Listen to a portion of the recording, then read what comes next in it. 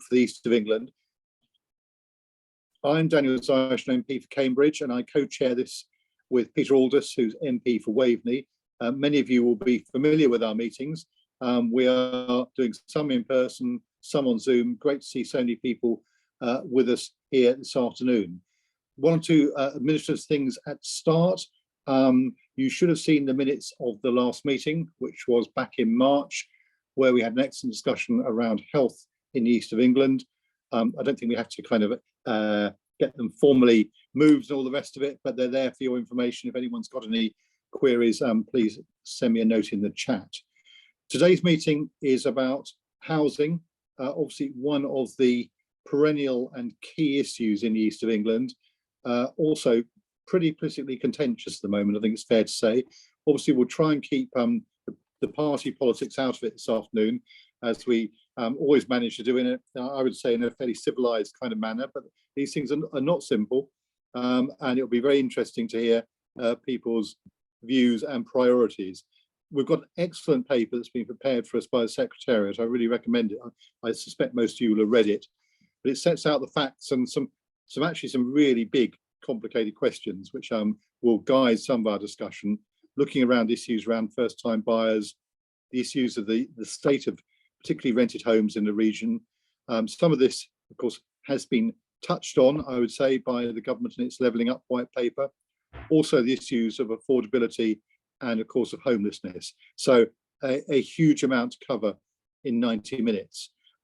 We thought it'd be particularly appropriate to start with a younger person's perspective. I think we all realise there's a particular problem for younger generations in housing in general, but in the East of England in particular.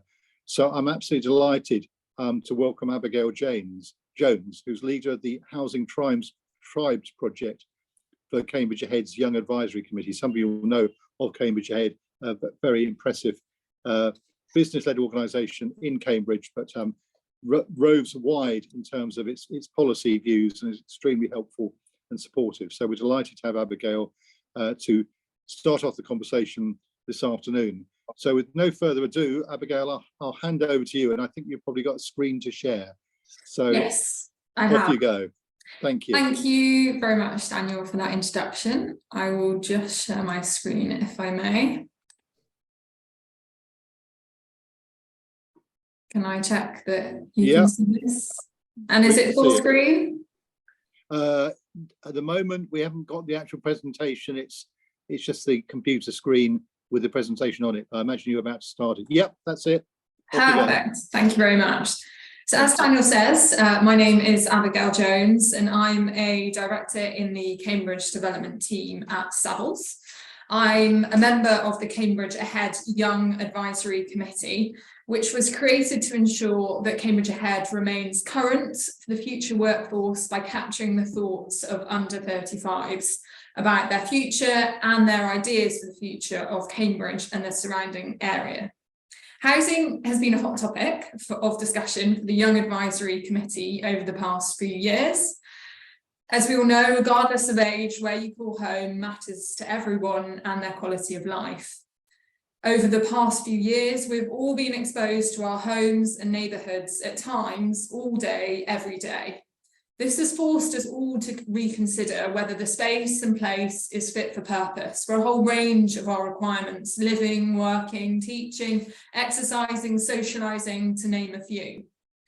The Young Advisory Committee have spent a great deal of time discussing the housing options and affordability in Cambridge and the surrounding areas, and whether it was fit for the young population's purpose.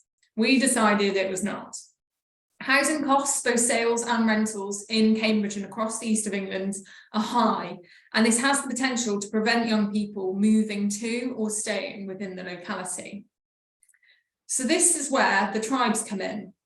We decided that in order to highlight Cambridge's challenges, we would seek to provide a voice to those individuals that we believe are working and living in Cambridge and the surrounding areas, our tribes. Housing tribes articulate the priorities of particular groups of younger people looking for housing within Cambridge and the surrounding area. Whilst the project was focused on Cambridge and the immediate areas, we feel there are tribes with similar challenges, needs and housing expectations across the whole of the East of England. So we do feel that this project is relevant to this afternoon's conversation.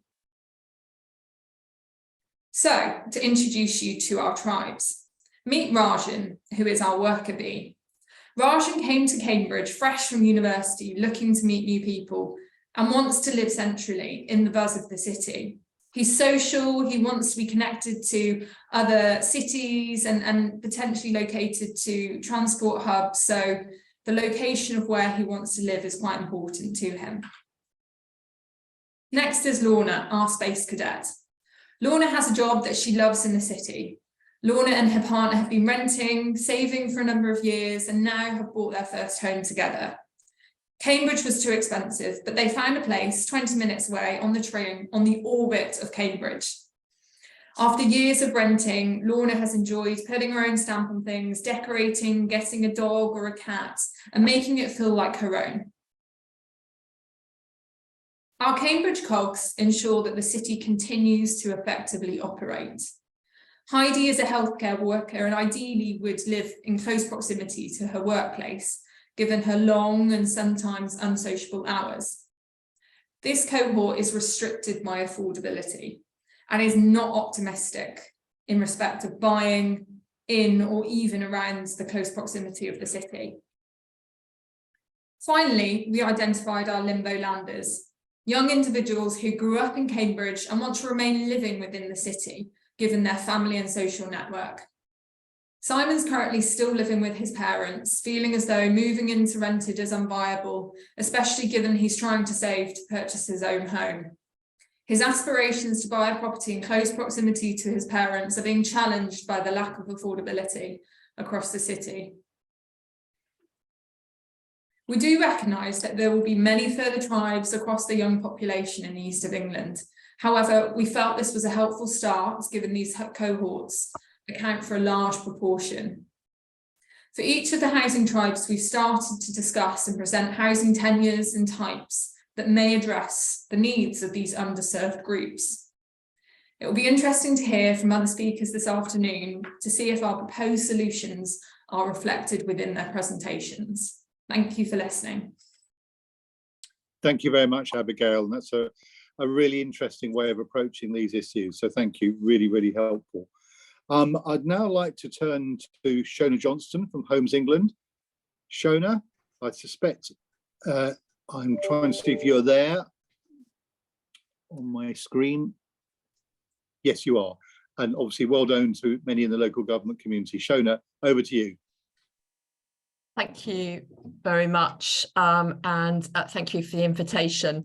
So yes, my name is Shona Johnstone. I'm head of the South East team in the Markets, Places and Partners Directorate at Homes England. And just a little bit of background about that.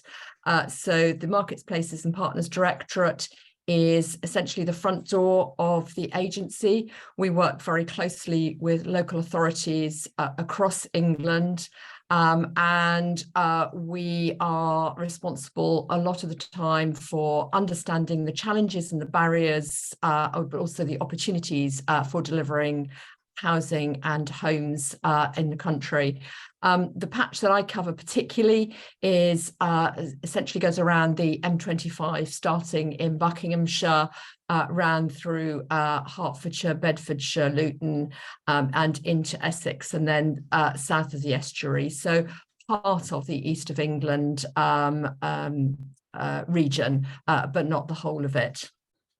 And I've been with the agency for about 4.5 years, and before that I was with the DFT for a while, working on strategic road studies, including the Oxcam Expressway and the A1 study up between Stevenage and Peterborough. I want to start by giving a little bit of background about the agency and what we've achieved over the last few years to demonstrate that we have got a track record of delivery. So since 2018, we've supported the creation of well over 150,000 new homes, of which 2/3 of those were affordable homes. We've unlocked land with capacity for over 380,000 homes to be delivered. And we've helped nearly 230,000 households to buy a home of their own. So I think that is a good record since 2018. But above that, we're also helping to create a stronger housing market. So we've created institutional lending partnerships such as the Greener Homes Alliance with Octopus Real Estate. And we support innovative joint ventures such as the English Cities Fund. And those of you who live in and around Cambridge will also know that we are delivering the largest new town in England at Northstowe, which is in fact just on my doorstep. So I think this is a really good opportunity to talk about what we're doing, and also exceptionally good time because just a week ago we published our new strategic plan at UK Reef. Some of you may have been there. Some of you may indeed have even heard Peter Denton launching that plan. So I'd like to take the opportunity to talk a little bit about that and how it feeds into some of the priorities of the APPG. As the plan says, the government's Levelling Up white paper makes a clear and compelling case to work with places in a more joined up way to tackle housing and regeneration problems head on. So that is why our mission is focused not just on housing delivery, but place-based working. And indeed, those of you who will have remembered our previous plan will know that our strapline was making homes happen. That's no longer the case. It is much more than that.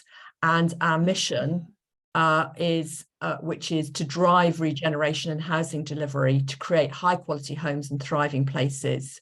This will support greater social justice, the levelling up of communities across England, and the creation of places people are proud to call home. So we're moving very much from housing delivery to place-based regeneration. There is an emphasis on social justice, which allows us to think about homes in a more holistic way. So place-based community building. So that mission underpins our strategy and is reflected in our 5 new strategic objectives. And that aims to create a much more sustainable place-based housing and regeneration offer to local communities. So if I just talk through those 5 new strategic directives and how hopefully they support some of your priorities. The first of them is to support the creation of vibrant and successful places. So not just about putting up bog standard houses, but homes and places that people can be proud of, particularly working with local leaders and other partners to deliver housing-led mixed-use regeneration, and particularly a brownfield first approach. Our second objective is to facilitate the creation of homes that people need. So the right homes, the right place, and the right tenure. And that I think is particularly important for in terms of affordable housing, making sure that we've got different tenures, different offers, enabling people to get onto the housing ladder at different stages of their careers and their lives. We want to build a housing and regeneration sector that works for everyone. So that's particularly about diversification, it's about partnership working, and it's about innovation. And I think the 3 things that I want to talk about there are working with local communities, but also the diversification through things such as using modern methods of construction. And I know that there are some challenges there, and people, organisations, companies leaving that particular sector. But there is still a lot that can be done, and there is still some really high quality homes that are being delivered through MMC. But thirdly is about encouraging the small and medium builders and developers, who are often in local communities, know the local area, and will deliver the houses and the homes in the local styles that people are used to. Fourthly, it's about creating high quality homes in well-designed places, and that comes back to encouraging the SME market and homes that reflect community priorities. And it is about taking that longer term approach. And finally, sustainable homes and places. So homes that work with the natural environment, not against it, and minimise environmental impact. So those objectives will be underpinned by 18 key performance indicators against which we will be judged. And we can't do that unless we work really closely with our partners across the sector. Which leads me on to what makes an ideal partner. So an ideal partner is somebody who's creative and ambitious, and we know that many local authorities are, and we want to work with those authorities who are ambitious in identifying opportunities for housing and regeneration to meet the needs of your communities. We want to accelerate the delivery of housing-led mixed-use regeneration projects. So those authorities that have a brownfield first approach will be focused on the areas of greatest need. An ideal partner will work with us to attract more investment into the sector from a wider group of investors. They'll want to collaborate and share good practice and identify opportunities for partnership working. And they will have high aspirations for beauty, quality and sustainability. So it isn't a race for the bottom, it's exceeding existing standards and regulations wherever possible. And finally, I think all of you would agree that an ideal partner is the one that engages proactively with local communities from the outset. So working together with those communities, and that's what we want to continue doing as we work forward. So what does the strategic plan mean for affordable housing? We've got 31 strategic partners in our current affordable housing programme, and through those partners, we're going to continue to support them where they've got the ambition and capacity. So the partnerships will provide greater certainty of grant funding and greater delivery flexibilities. We will continue to invest in and deliver infrastructure to unlock land and use the Brownfield and Infrastructure Land Fund, which we hope to announce shortly, to support projects that deliver new housing. And through the Affordable Homes Programme, we will continue to provide grant funding. I'm very conscious of the time and that you've given me 10 minutes and that I probably just about had that 10 minutes. So I will stop there, but I'm very happy to answer any questions. Very good. Thank you, Shona. Really, really appreciated. Now, I've got Sam Stafford from the Home Builders Federation on my list next, but I'm not sure I can see Sam on my screen. Are you there, Sam? No, I rather feared as much. Right, in which case, what I was going to do quickly was just see if either of our mayors that we got on the call had any questions they wanted to put to either Abigail or Shona. We've got both Mayor Peter Taylor from Watford and Dr. Nick Johnstone from Cambridgeshire and Peterborough. We normally bring in parliamentarians and mayors at this point. So was there anything that either of you wanted to put to either of our speakers so far? My apologies, Daniel. I was struggling to get logged on to the talk. So I have no way I'm going to question at the moment. But thank you for inviting me, and what I could hear, I enjoyed. No worries. Peter, was there anything you wanted to query on that? Daniel, many thanks for that. And just a couple of questions for Shona, if that is okay. Now, from my own constituency experience, Homes England do have an absolutely vital, pivotal role to unlocking sites. But just two observations. And firstly, I'm harking back to a long time ago when I was a chartered surveyor in the region. There are, even in East Anglia, an awful lot of brownfield sites. And I think everyone adopts the mantra, oh, we must build on brownfield sites, we must build on brownfield sites. But probably we don't do as much as we should. And I sense that's because to unlock a lot of brownfield sites, you need an enormous amount of money. And opposition MP might criticise the government for not providing enough money. I suspect that actually the amount you need to really unlock these sites is so enormous that any government would balk at it. And so would you agree with that observation? And secondly, your sites you get involved in are by nature quite complicated.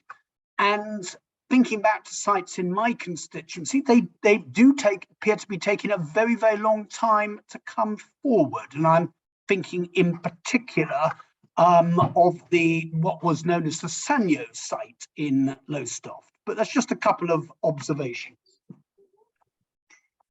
Shona, would you be able to respond to that?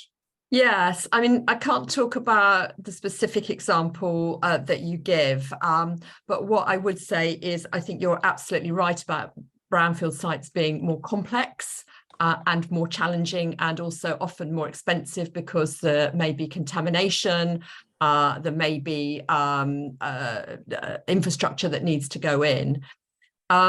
And that is why we've had previously the Housing Infrastructure Fund, which aims to do just that, and the Brownfield and Infrastructure Land Fund, which we hope to announce fairly soon, will also focus on those areas where there has been market failure for whatever reason, and where Homes England needs to step in. So yes, you're correct. They are far more challenging, but we're certainly up for that sort of challenge, working with local communities and councils. I just Very good. Danny, just got that. Is there, as I said, I suspect the amount of money that's needed to really unlock these sites is enormous. And I don't think any government probably has access to those funds. Is there any way a different funding model, say government acting as a catalyst to leverage in private sector funding to actually address these additional costs? So we do leveraging in private sector funding. I'm just quickly going back to the strategic plan, and just to say, for every £1 that the agency invests in an equity deal, it will leverage £9 of private sector funding.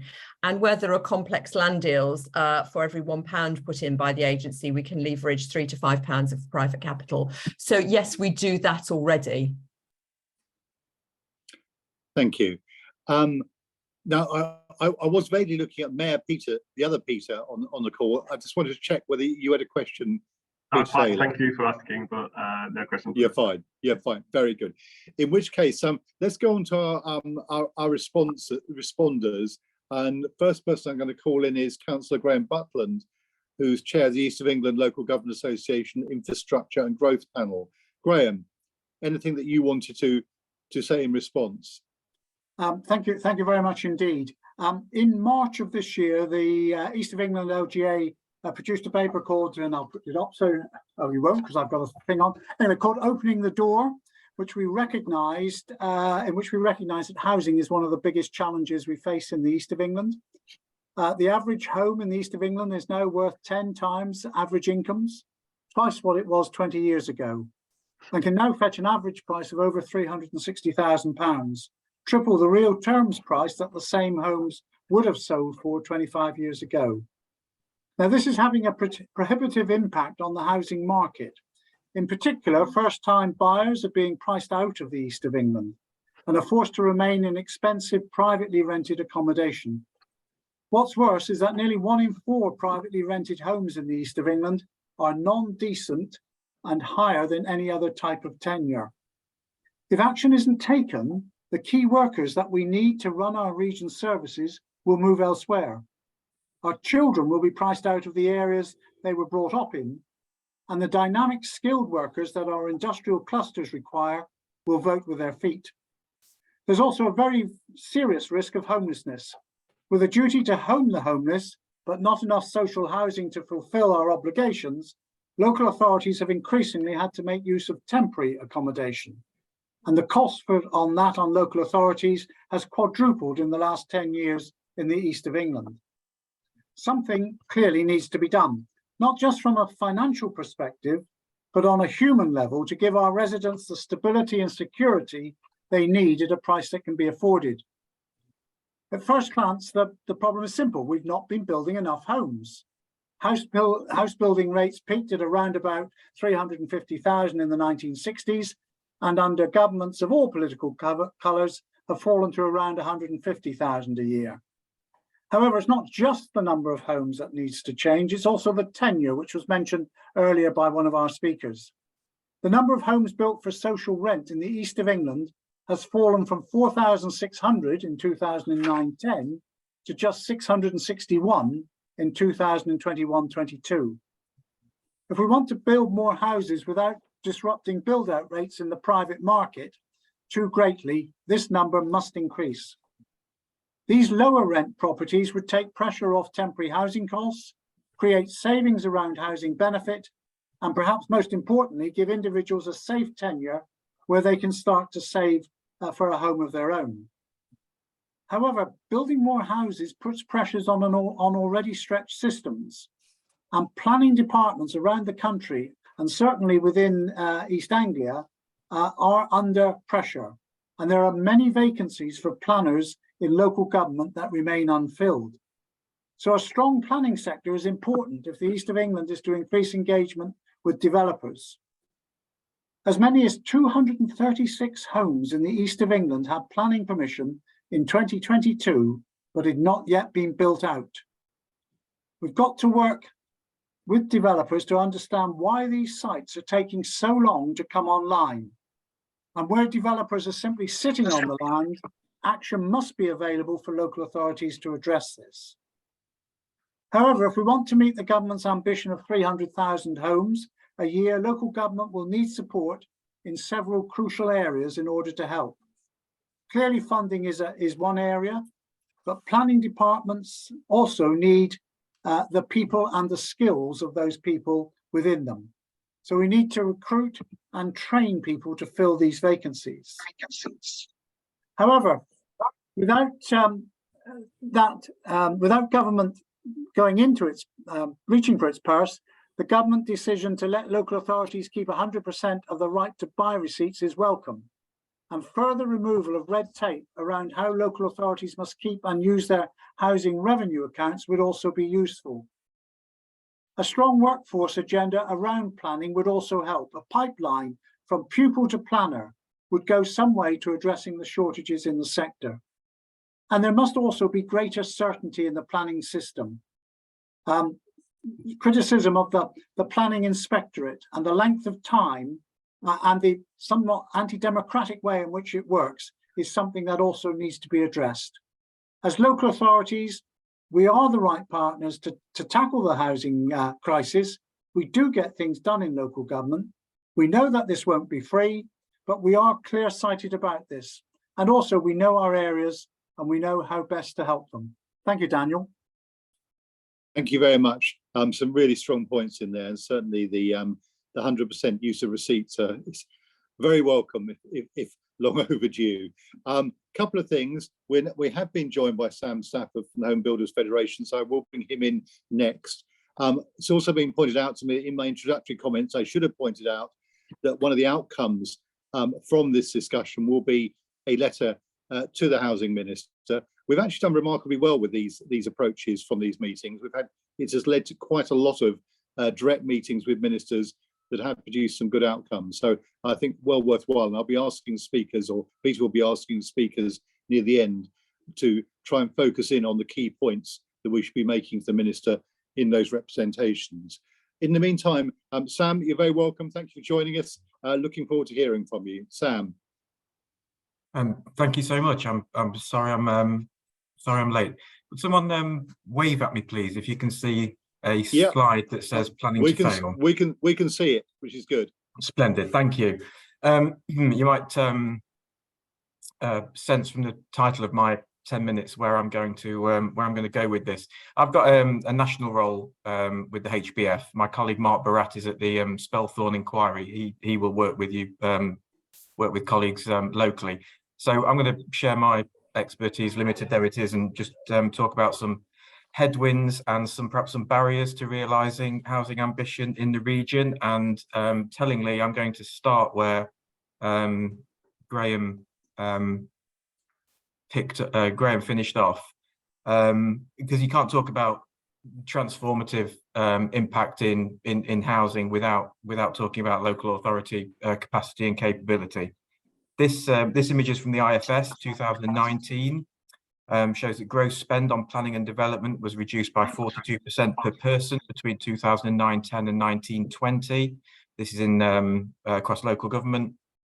Net spend reduced by 59%, which was the largest reduction across all areas.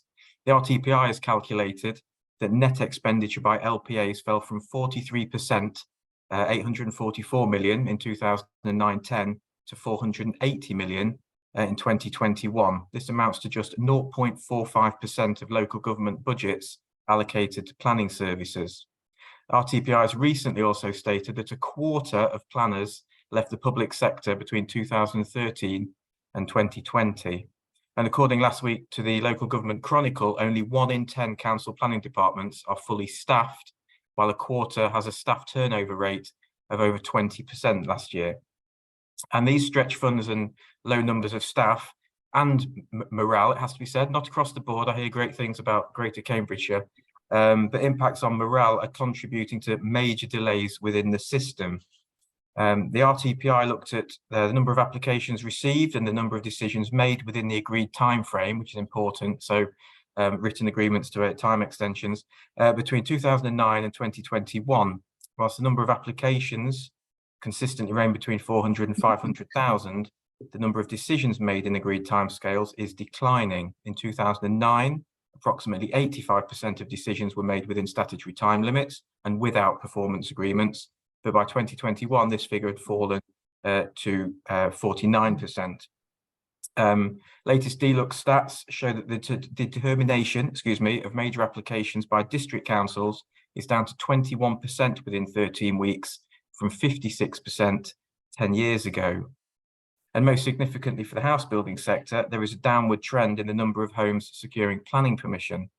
HBF and Glenigan's recent pipeline report for Q4 of last year found that the number of projects granted permission fell below 3,000 for the first time since 2006, with the number of projects in the whole of 2020 falling to less than 12,500, well below 21,000 projects granted consent in 2017. And local plan making is faring little better. It was reported in April of last year that 11 local authorities, the majority tackling or about to tackle difficult issues such as green belt, housing need, or other cross-boundary issues, were delaying or withdrawing local plans. 8 of these were proposing allocations totaling approximately 70,000 homes.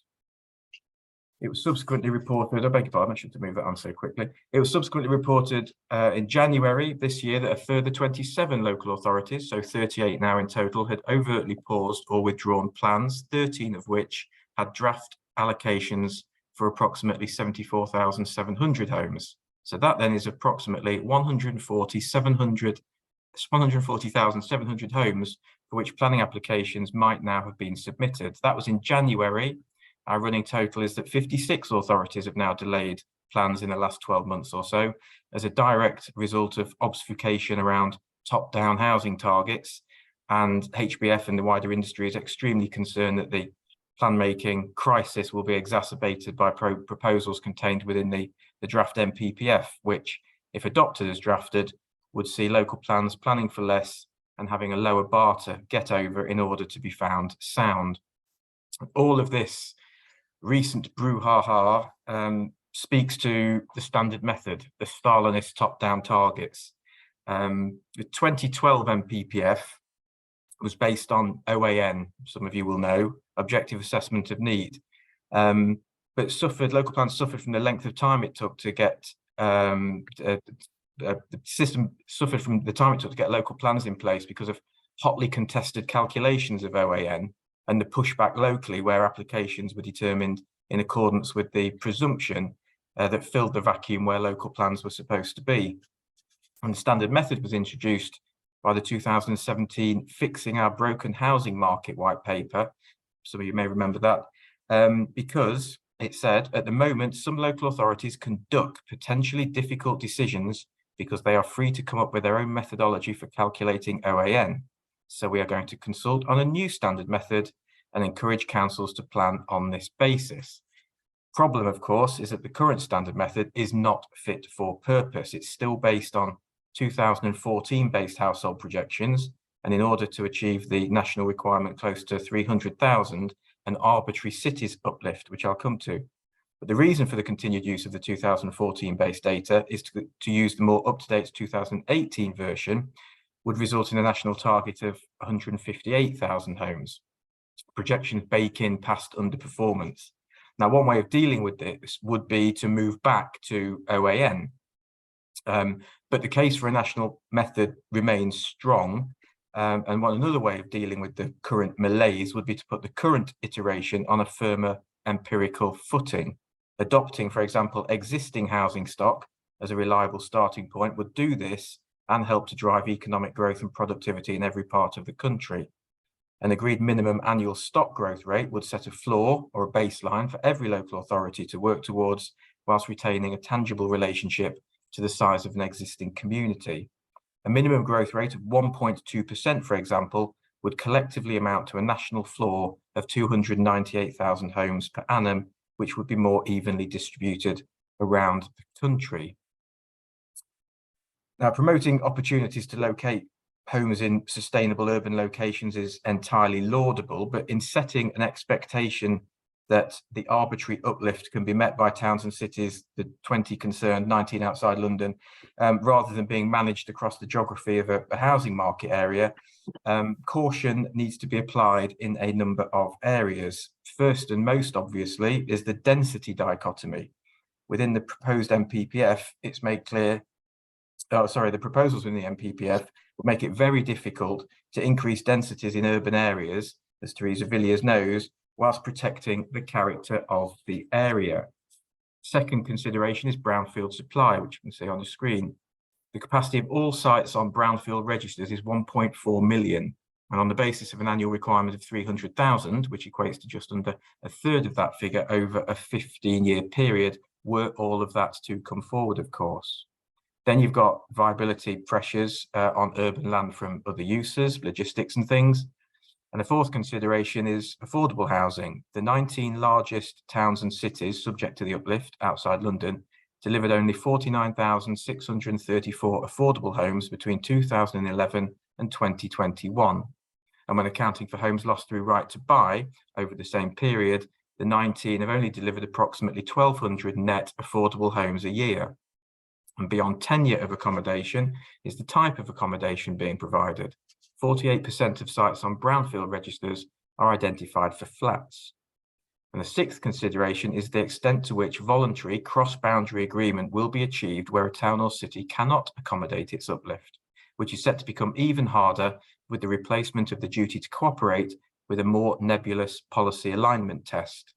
And proposals in the draft MPPF for the removal of the positively prepared test of soundness, which authorities use to address unmet need where it can't be accommodated. So an expectation that an uplift can and will be met without an understanding of the individual town or city's ability or indeed desire to accommodate it, without a need to amend greenbelt boundaries and with no mechanism for distributing unmet need across a wider housing market area, risks a significant step back from existing levels of delivery. So, despite a stated commitment to delivering 300,000 homes a year by the mid-2020s, of all the new provisions recently consulted upon, only 3 with a charitable definition: support for community-led housing groups, support for the supply of specialist older people's housing, and encouragement for upward extensions by way of mansard roofs, could be said to be in any way supportive of new development. The other provisions that relate to housing will serve to make the delivery of 300,000 homes a year less likely, with consequential impacts on the provision of affordable housing and social and physical infrastructure. This research commissioned by HBF and the LPDF from Lichfields concludes that if adopted as drafted, the next version of the MPPF will precipitate a significant reduction in housing supply that will exacerbate existing downward trends in permissions being granted and local plans being adopted against a backdrop of approximately 100,000 homes already delayed by the failure of the relevant agencies to address delays caused by the nutrient neutrality imbroglio. It is estimated that average housing delivery will fall by approximately 77,000 homes per year as a result of the reforms to the NPPF. This is as a direct consequence of not needing to review Greenbelt. 108 local authorities are constrained by Greenbelt, less scope to build at high densities, oversupply being discounted, and weakened 5-year housing land supply and housing delivery test requirements. The economic consequences of such an outcome would be a 43.9 billion loss of direct GVA, 496,000 direct jobs, and £7 billion in planning gain. That is all, Mr. Chair, I was going to offer. I'd be delighted to take any questions, particularly in relation to anything regarding land banking or delivery rates or anything of that nature. Thank you very much, Sam. I think it's fair to say two very different accounts of the future from Homes England, from the Home Builders Federation. So plenty of scope for discussion, I suspect, from people in the audience. Now, at the moment, what I'm looking at is your screen still shared. Yeah, that's it. We're now back with people, which is great. I'm about to hand over to my colleague Peter to chair the second half, but I did have just one observation to make in passing. I did notice in the excellent brief that came from the Secretariat that the level of funding per capita across the country doesn't seem to work particularly well for us in the East. It looks like we are by some way the lowest compared to other regions at just £71 funding per head, compared to the next lowest, I think, being the East Midlands at 89, and the Southwest, which we often compare, at 107. So it may be in the discussion, and I fear this is going to go Shona's way, some explanation as to how these figures are arrived at and what we might do about them. But with that, I hand over to you, Peter. Many thanks, Dan. I'm just debating whether we just pause for a moment and have quick questions for Sam and Shona. Sam and Graham before we move on to our final two speakers. And I will actually, shamelessly from my own perspective, do it because Sam has volunteered to offer his perspective on land banking, and it was an issue that Graham also raised. And for my immediate reaction, and you can tell me whether my assumption is right on this, is that if a developer has paid an enormous amount of money for a site, they're not just going to sit on it for years and years and years. And therefore, I'm suspecting that they haven't paid for the land. And what you have got are we're encouraging these enormous big sites, which are advantageous from planners from infrastructure and Cllr money and services. You actually encourage a model whereby the house builder doesn't basically has an arrangement with the landowner, but they have a hold over the land. They have an option, but they only buy it just before they're going to develop it. And therefore, these arrangements can hang on for years and years and years, and they're under no pressure to actually exercise, to actually bring the land forward for development. Is that correct analysis? And if so or not, how do we get around it? I would think that analysis is largely spot on. You are entirely right that a significant financial metric that the larger builders are reporting to the city, but all builders are reporting to their funders, is the return on capital, which is as important as margin. It's the extent to which money comes in relative to money going out. So as has been since the Barker review in 2004 up to Oliver Letwin a couple of years ago, you are entirely right that the builders will sell, as Oliver Letwin described, to an absorption rate. It's what the market will bear. And what Oliver Letwin recommended was to have a range of outlets on any given site to cater for different market pinch points, if you like. But the key to that, you are entirely right, is land. If Homes England were to bring forward a significant urban extension with financial metrics that may not necessarily be the same as, you know, a landowner or Oxford College or somebody that got Savills working for them or something like that, then you can bring forward, you can accept that you are trading some of that value for some of the land value for faster delivery. And if you were to compare that with the example that you just gave, if a builder had signed a single option with a farmer 15, 25 years ago and had the ability to bring that forward in phases of 300 with only one sales outlet, that is what they will do. That is entirely right. Somebody like I used to work for Barratt. We've got the Barratt business, the David Wilson business, selling into the market at 2 different price points. So you might be able to have 4 outlets on a significant site and sell into different price points. So your analysis is broadly spot on, that as soon as money has gone out of a builder's business, they want that money in as soon as possible. And sorry, without hogging the microphone for too long, the analysis whereby you know, comparing a certain number of planning permissions granted in a year to the number of homes built in a year doesn't deal with the whole lead-in time proposition, dealing with consents, dealing with Section 106 agreements, dealing with Section 278 agreements, getting on site, and then yes, bringing forward development in a phased way. And if it's one builder, it will take, you know, it will take 60 homes, 70 homes a year. If it's 3 builders, you might get 300 homes a year, all depending on what's being sold into that local market. And many thanks for that. Graham, have you anything to add? You're muted, Graham. Yeah, sorry. I mean, there is a problem for local government with developers who sit on land and then put in further planning applications and say it should be passed because you haven't got a 5-year land supply. So that's one of the issues. The other issue is that we've all experienced developers who will not build that one more house, which will trigger Section 106 agreements. You know, everything is stacked in one direction, and we need to think more about a more level playing field. I'm not saying all developers, there's some very good developers, and we've worked with very good developers, but also we do need to look at the planning inspectorate and its view. You know, I'm one who suffered by wanting to get 2 garden communities, which were not just houses, they were communities with infrastructure, etc. But that was far too revolutionary for a planning inspector just about to retire. Graham, many thanks for that. And if we move on next, we've got 2 more speakers. Firstly, we have got James Francis, who is chair of Build East. James, I'm assuming you're there. Welcome, and over to you. Thank you, Peter. You are spot on. I will just share my screen with you all and move that into slideshow mode.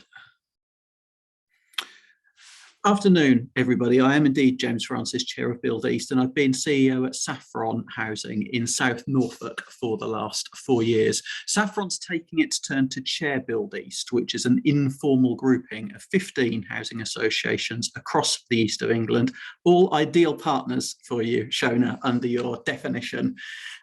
These slides attempt to depict the green grass and the big blue sky of the east of England, and a housing compass, if you like, which shows our 4 true norths of today's discussion. But as we all know, the sky is not so blue right now, and it's rather grey and cloudy. Build East members provide 1 in 19 homes across the east, but actually build nearer to 1 in 5.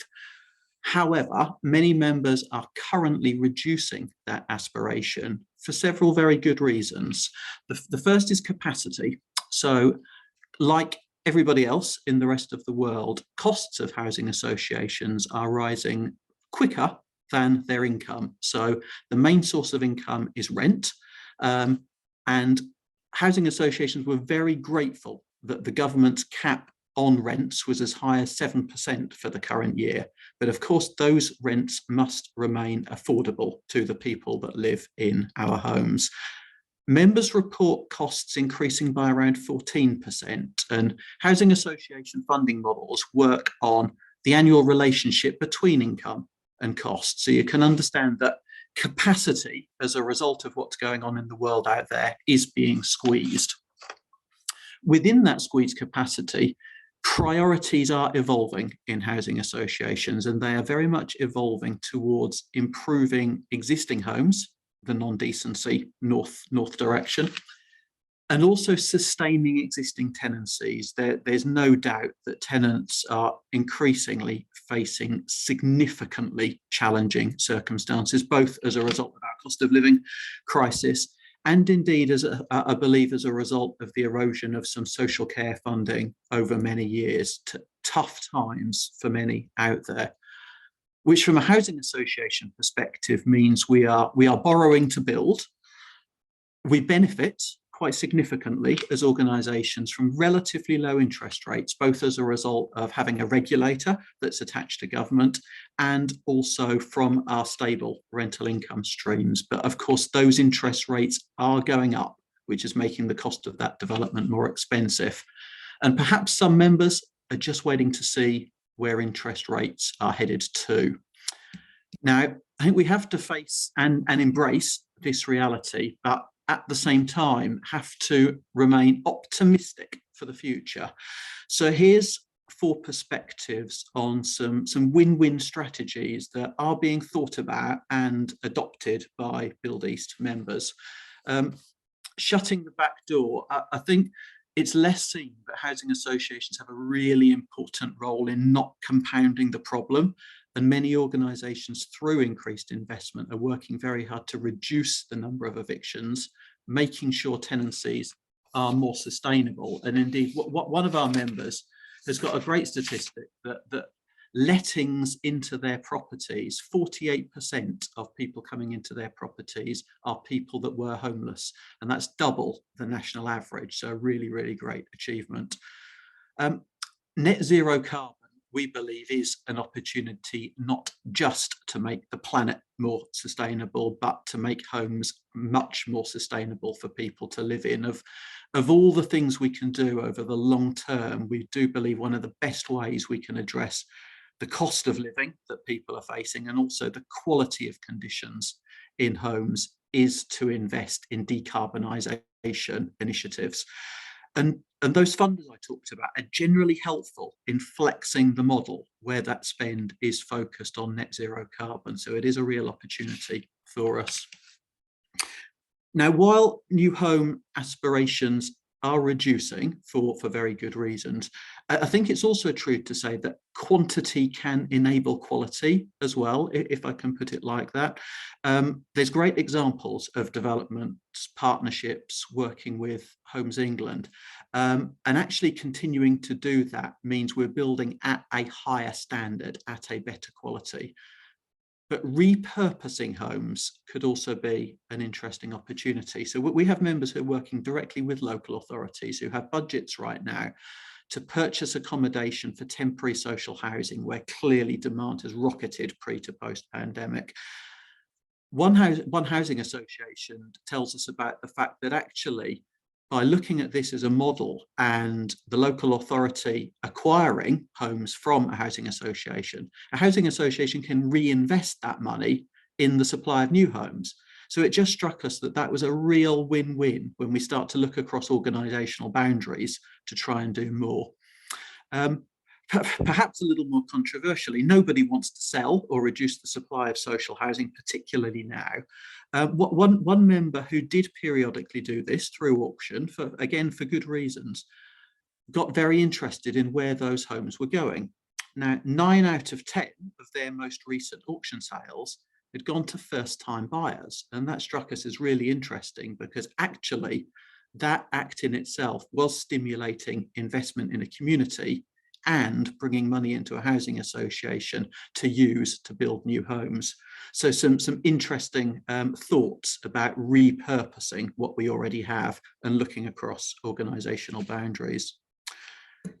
Finally, on the win-win initiatives, work with Lichfields that was circulated as part of this meeting identified some opportunities to work together in partnership that do not need pound notes. So sites of scale available to housing associations that could typically deliver in less scale means actually housing associations working with others and together on new delivery mechanisms so that those sites can be unlocked. We had, as housing associations, a view of planning authorities that wasn't mirrored by the planning authorities' view of themselves. And frankly, we need to get over ourselves on that and engage. And the report also identified there would be great benefit from earlier engagement in plan making and strategic growth sites. So members are actively doing that right now, backed by the research. So just finally from me, in terms of the request a short while ago, in terms of where the asks for the Housing Minister might be, here's 4 ideas from us. Starting with voice. We certainly understand and acknowledge as a sector there have been some high profile failings, and we need to earn the right for our voice to matter. But we do want to help, and we stand ready to make a difference. Stability of rents set by government, is absolutely critical to ensuring that supply of long-term institutional investment continues to flow into the sector. Those funds come from around the globe, and the stability of rent is critical to ensure that continues to flow. Clarity of grant funding, both for new and existing homes. We welcome Homes England direction. Regeneration placemaking is music to our ears, but it also struck us that in the pre-material, the fact that there are so many empty homes around the region, and there are also a lot of private landlords selling up right now too, there could be an opportunity with perhaps some financial support from Homes England to acquire those homes as well. And finally, I think to flourish as the kind of long-term businesses we are as housing associations, we do feel we need a long-term plan for housing, and I think we're all really well placed to work together on that. A long-term plan that can exist and survive beyond terms of ministers, terms of governments, terms of CEOs of housing associations and housing associations boards. I think a long-term plan that mirrors the long-term nature of housing association businesses and other important players in this virtual room is really important. Peter, thank you. James, many thanks for that. And actually, there's a division now taking place in the House of Commons, which I think Daniel he may or may not be going to, but government MPs have been told to abstain. So I have the advantage of not rushing off immediately, but we have got this bell going on in the background. So to stop the bell getting on in the background, I will quickly introduce Hannah Stanley James, Head of Sustainable Growth at Anglian Water, and I will go on to mute. Hannah, welcome. Thank you, Peter. And yeah, thank you to Lydia, my colleague, who is sharing my slides. As Peter said, so I'm Head of Sustainable Growth at Anglian Water, and this is a newly created post, so I've been in January, that recognises the important role that the water industry, but with Anglian Water being the biggest water company within the east of England, the role that we play in enabling sustainable housing growth in our region. I was previously our Head of Water Resources at Anglian Water, and I've got a background in water resources planning. I also sit on the board of Water Resources East and the newly established Norfolk Environmental Credits, which is a joint venture between local planning authorities in Anglian Water in Norfolk, tackling the challenge of nutrient neutrality. I will just say before I get into the rest of my presentation that I wanted to just obviously address the fact that we're all aware that there's a huge amount of attention within the media on water companies at the moment. I am going to talk specifically about housing and housing issues, as that's the subject of the meeting today, but we're obviously really happy and open to engaging in any wider discussions or questions that anyone might have in relation to sewage overflows or pollution. And I'll ask Lydia to just drop our public affairs email address in the chat if we don't get time to answer any specific questions as we go through. If you could bring up my first slide, Lydia, thank you. So I wanted to start by talking about Anglian Water's purpose and setting the scene for the important role that we play in enabling sustainable housing growth in what is the UK's fastest growing region. Our purpose, which is embedded within our Articles of Association, is to bring environmental and social prosperity to the region we serve through our commitment to love every drop. And we are absolutely committed to doing the right thing for our customers and the environment. Our region, as well as being the fastest growing, is also the driest in the UK, being classified as seriously water stressed. And we're operating in the area that is most vulnerable to climate change, particularly in terms of rising sea levels. Now, this combination of challenges is clearly acute, but in my view and in Anglian Water's view, it creates an environment of opportunity for making a positive influence, particularly through new housing developments and through changes to wider public policy. One example of this would be the work that we've done at a national level with General Lord Dannatt and DEFRA to review the implementation of Schedule 3 of the Flood and Water Management Act 2010, which introduces a new set of arrangements for sustainable drainage systems whilst removing the automatic right to connect surface waters to the public sewer. We're also working in partnership with Natural England in the Environment Agency on new standards for water efficiency in new developments. Thank you, Lydia. If you could bring up my next slide. The scale of the water resources management challenges we face in this region is significant, and this is driven by the need to protect the environment, the impact of climate change, and our growing population. The maps you can see on the slide here on the left-hand side, this map is taken from the Water Resources East Draft Regional Plan and seeks to illustrate the scale of the challenge. And the deficit that we are forecasting in terms of water supply within the east of England is 640 million litres of water per day by 2050. So that's the gap if we don't invest and take action. And on that map, the darker the red, the greater the challenge. At Anglian Water, we have a really strong track record of making the best use of the water that we abstract from the environment through our industry-leading leakage and smart metering programs. This investment historically since privatisation has meant we have effectively been able to offset the impact of growth. So we put the same amount of water into supply now as we did back in 1989, despite a 30% population increase over that time. And I think that's a really important statistic when we're thinking about how we solve some of the challenges around water supply and address the housing needs of the east of England. The map on the right highlights the significant investment programme in delivery and that is planned in new infrastructure to balance future supplies. The blue dotted line that you can see there is the route of our new strategic pipeline connection, which is in delivery now. And the purpose of that is to move water from the north of our region to the southeast of our region.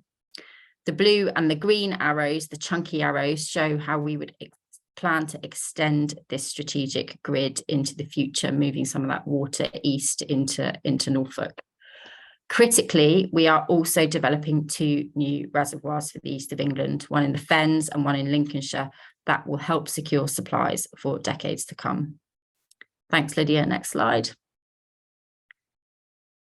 Water resources is not the only area where we are working to facilitate sustainable housing development. Water quality in our catchments and the ability of the natural environment to cope with increasing housing growth is another key challenge. Natural England's policy position on nutrient neutrality has seen a halt on the approval of planning applications in large parts of Norfolk for over a year now. But this has led to a new collaborative partnership between the local authorities and Anglian Water to generate environmental credits that housing developers can buy that will offset nutrient loading. This joint venture, Norfolk Environmental Credits, was formally launched at an event on Monday. And we expect nature-based solutions such as constructed wetlands to be central to solving this challenge, which will bring about wider environmental and biodiversity benefits. Next slide, please, Lydia.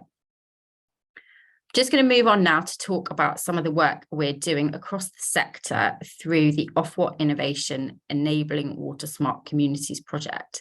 This project is focused on what we call integrated water management, which includes solutions such as grey water reuse and rainwater harvesting, which effectively make better use of surface water runoff within developments and put less pressure on the potable water network. Now, despite international evidence of its potential, these types of approaches are yet to be fully embraced in England and Wales particularly. This has less to do with lack of technical solutions, most of which exist and are well proven, and are more to do with challenges like funding and ownership of that infrastructure. This project aims to identify barriers, enablers, and opportunities to accelerate the uptake of integrated water management, which we see as absolutely essential to supporting the sustainable development of new housing in the east of England. And if you could just jump on, I think that is my final slide. I just want to leave you with a final thought before I hand back to Peter. Water and the environment are absolutely key issues for supporting the housing development in the east of England, and Anglian Water is investing heavily in new infrastructure to secure future water supplies, as well as investing to maintain our industry-leading leakage levels and rolling out smart meters across the whole of our region.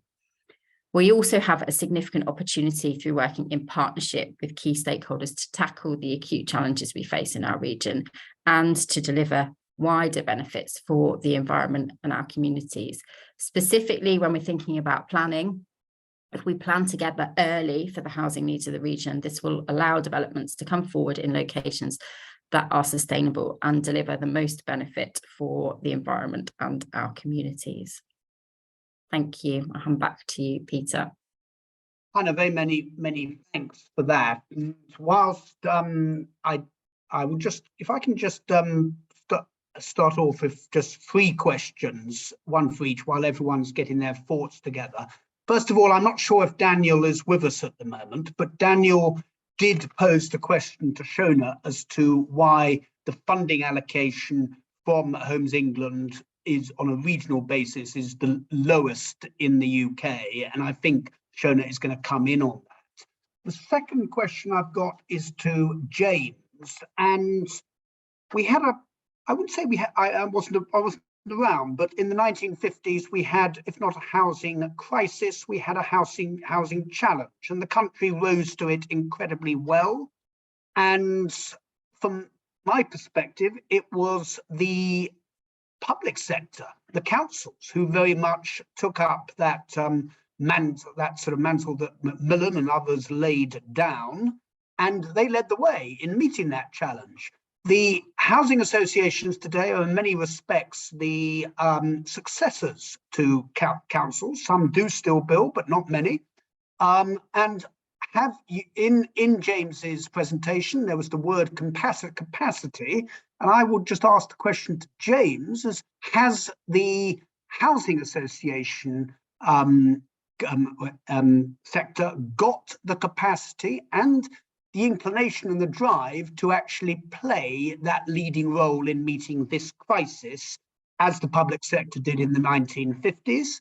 And my question to Hannah is when on looking at the whole issue of drainage, to be fair to Anglian Water, you have been strong advocates of SUDS, sustainable urban drainage systems.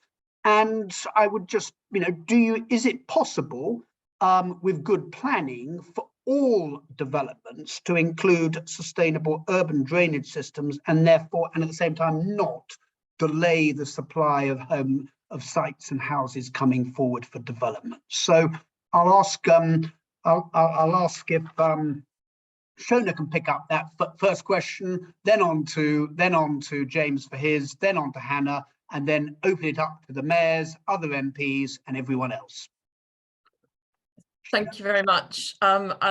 In terms of funding, it's something that I'm going to have to undertake to come back to you on, and we will write to you and Daniel as chairs to respond on the funding. I know that funding for the East of England has, in general, has been an issue for very many years. So, and it's complicated. So we'll come back to that.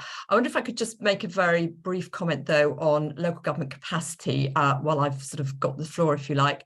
And just say a word about the Local Government Capacity Centre, which has been set up as part of Homes England, which works very closely with local government colleagues to offer a universal learning programme through our summer and winter learning programmes, which is very much designed to support local authority planning officers and indeed housing associations to actually increase capacity within the sector. It's something we're very well aware of, and we've been working with the department and with others in the sector to actually understand the nature of the problem and how we might support local authorities as best we can.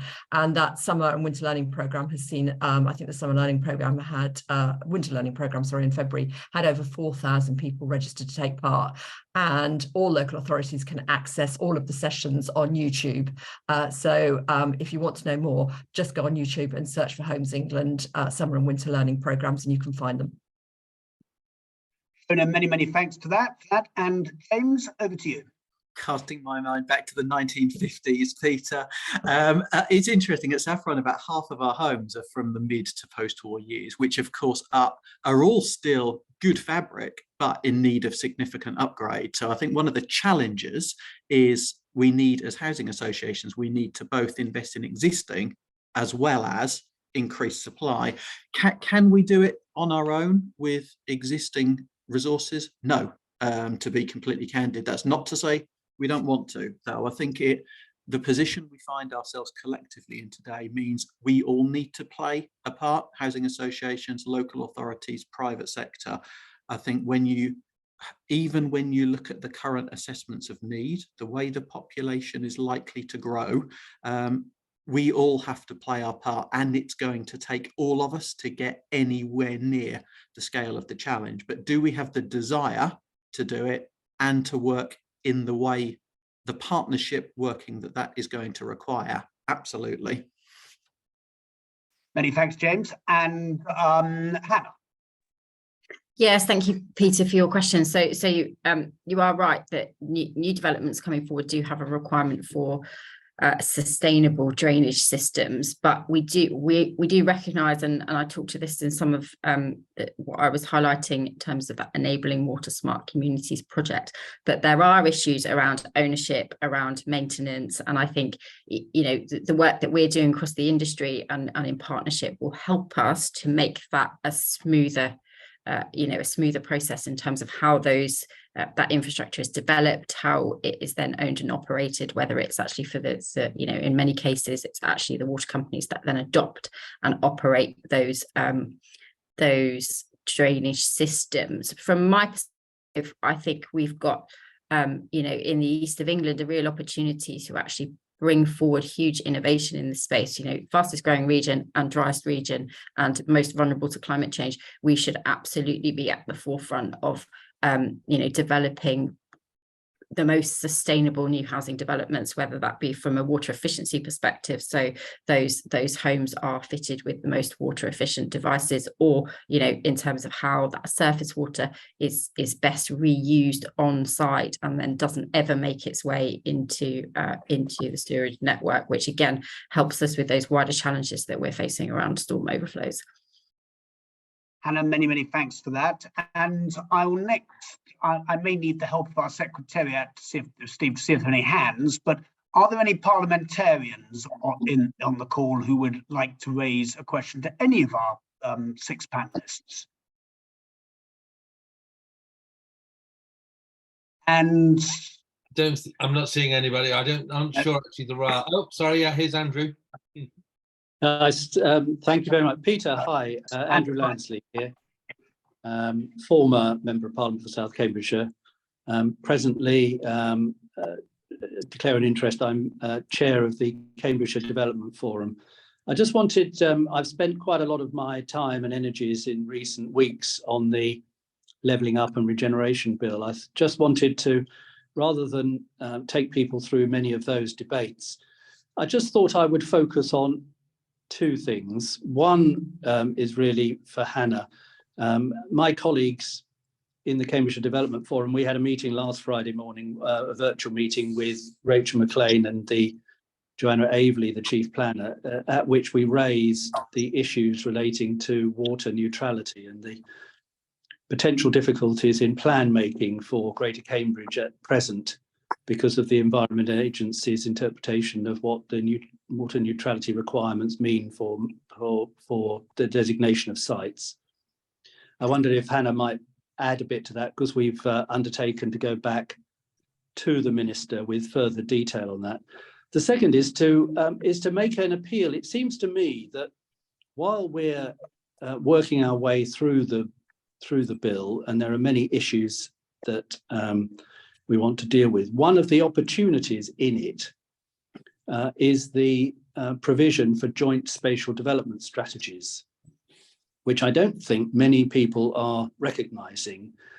But we certainly in Cambridgeshire, I should say I live presently in Suffolk, but I still chair the Cambridgeshire Forum. We are very interested in what this might enable us to do to create a broader spatial development strategy for areas around the east of England. And this, I think, would help in plan making considerably and would enable us to relate together, which is one of our strongest points to the Minister, to relate together the transport planning.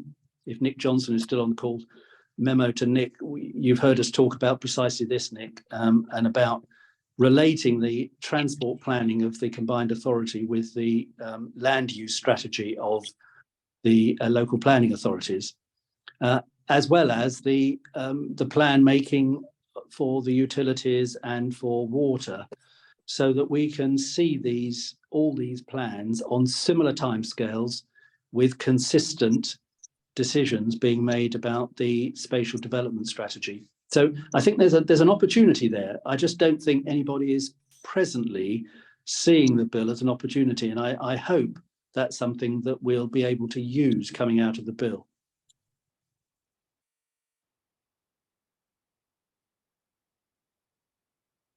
Back to you, Peter. You're on mute, Peter. What's happened to Peter? Daniel, are you able to take over? I am. I'm so worried about Peter, but in the meantime, point well made, Andrew, and an interesting one. I'm looking to see, does anyone want to respond to that from Andrew's points? Any of the speakers? Maybe Hannah in particular?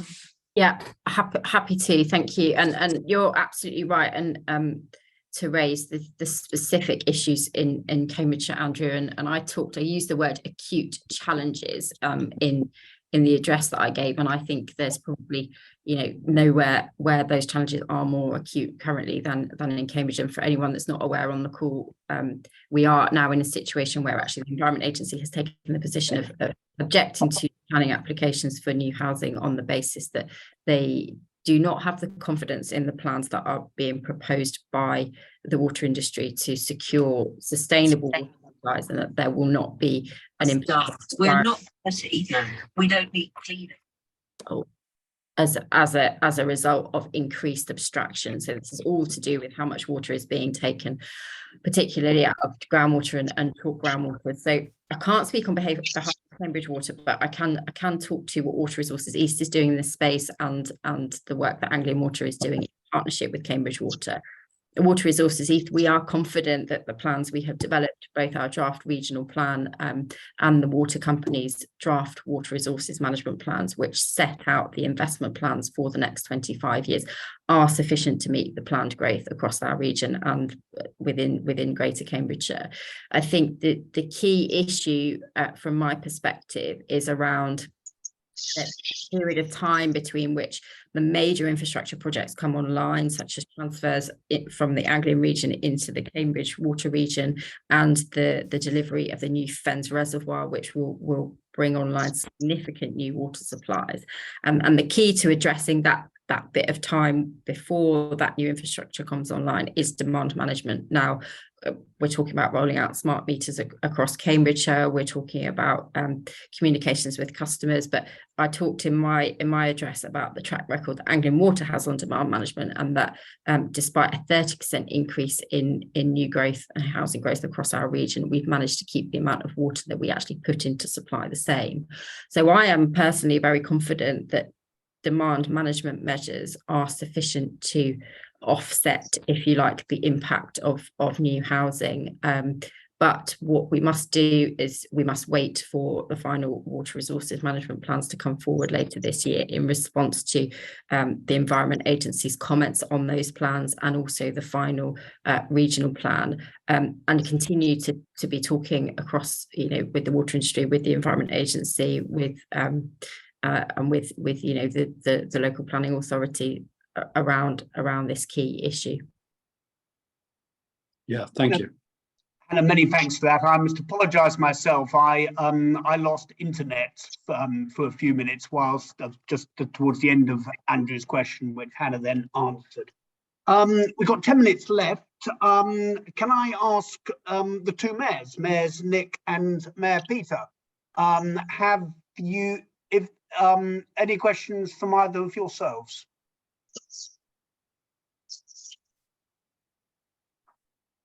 Right. Any other questions from anyone else on the call? If you can put up your electronic hand, that would be greatly appreciated. Anyone?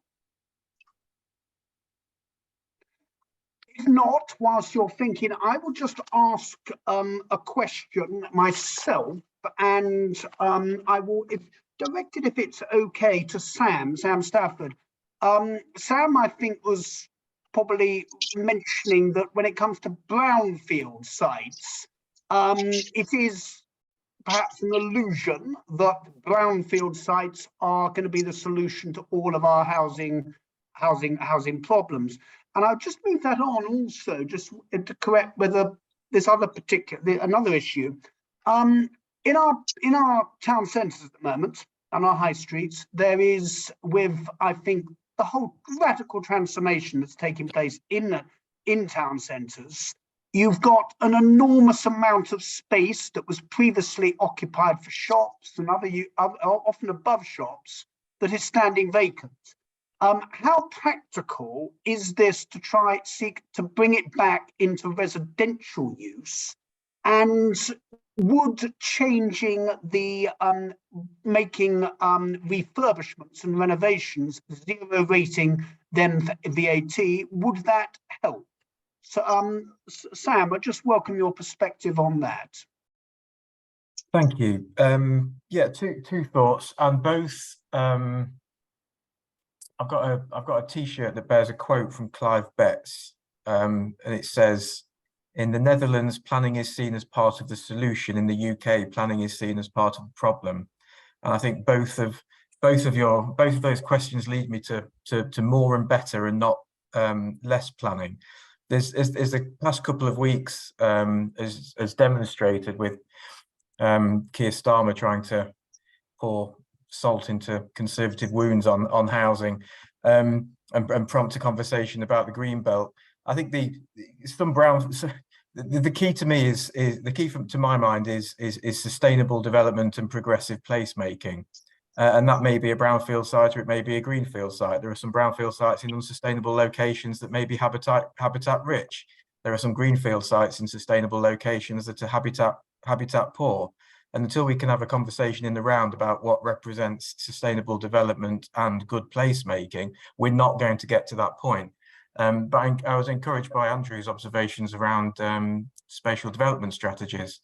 Were I minister for the day, I'd mandate them, because they are, as they're currently drafted, they'll add to already, Byzantine local authority administrative arrangements, because you can't have an SDS where the combined authority's already got planning power and you have to have an upper tier authority involved. It seems like a bit of a mess. All of the problems around plan making, green belt, duty to cooperate, numbers, would be resolved by bringing back greater than local planning, but a localism genie was let out of the bottle some time ago and is yet to be put back in, unfortunately. And insofar as town centres, we're straying well beyond my limited areas of expertise, but I think when you're thinking about the kind of institutional land holdings that own these kind of those kind of marquee set piece town centre buildings. You know, they're parts of huge swathes of portfolios. They're lines on a spreadsheet, and it really needs, to my unsophisticated mind, it needs imaginative town centre managers, regeneration officers, planning officers with the bandwidth to create to positively prepare area action plans for town centres that bring landowners on board, that can kind of de-risk, because it's such, even as we've seen, even relatively sensible proposals for town centre development, urban intensification and reconfiguration can generate petitions of, you know, still thousands of homes in the same way that thousands of people in the same way that you know, an urban extension would do.